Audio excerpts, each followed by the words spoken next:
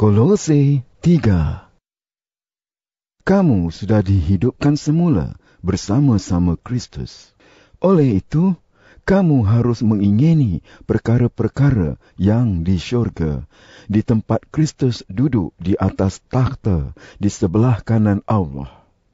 Hendaklah kamu memusatkan fikiran kepada perkara-perkara yang di syurga, bukan kepada perkara-perkara yang di bumi. Hal itu demikian kerana kamu sudah mati, dan hidup kamu tersembunyi dengan Kristus di dalam Allah.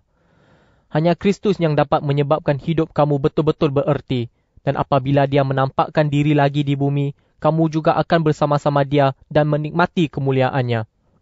Oleh itu, matikanlah keinginan duniawi yang menguasai diri kamu, seperti perbuatan cabul, perkara yang tidak senonoh, hawa nafsu, keinginan yang jahat, dan ketamakan. Kerana ketamakan itu serupa dengan penyembahan berhala. Perkara-perkara semacam itu membangkitkan kemurkaan Allah terhadap orang yang tidak menurut perintahnya.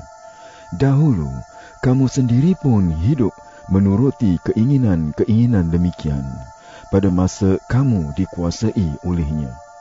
Tetapi sekarang, kamu tidak boleh berbuat hal-hal ini lagi.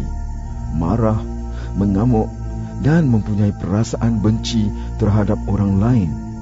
Janganlah caci maki orang ataupun guna kata-kata lucah. Janganlah saling mendustai, kerana kamu sudah membuang hidup yang lama dengan semua sifatnya.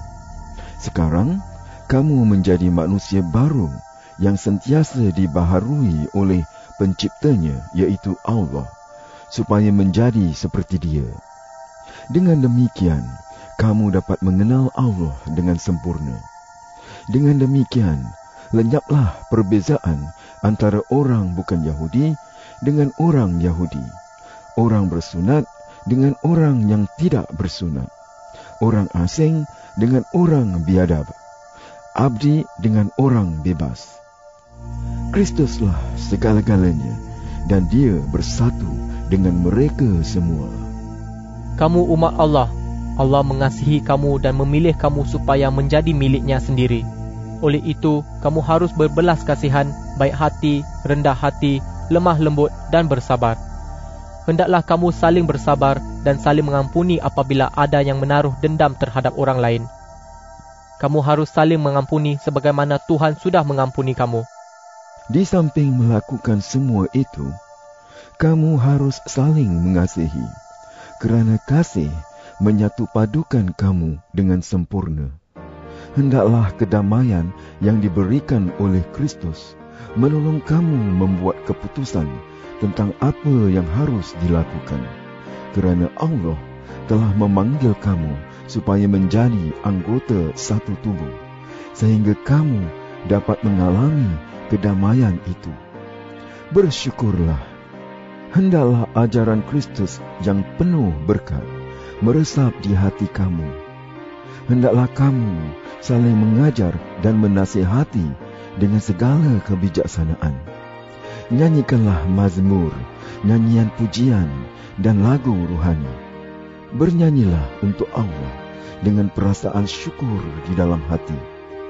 Segala sesuatu yang kamu lakukan atau katakan haruslah dilakukan demi nama Tuhan Yesus, sambil bersyukur kepada Allah Bapa bagi apa yang dilakukan oleh Tuhan Yesus untuk kamu. Hai isteri, taatlah kepada suami, kerana demikianlah seharusnya kelakuan kamu sebagai orang Kristian. Hai suami, kasihilah isteri dan janganlah berlaku kasar terhadap mereka. Anak-anak, sebagai orang Kristian, kamu wajib mentaati ibu bapa kamu, kerana hal itulah yang menyenangkan hati Allah.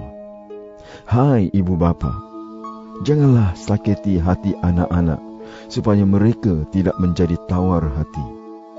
Hai abdi, dalam segala hal, taatlah kepada Tuan yang di dunia ini. Janganlah berbuat demikian hanya pada masa kamu diawasi, kerana ingin mendapat pujian. Taatilah mereka dengan ikhlas, kerana kamu menghormati Tuhan.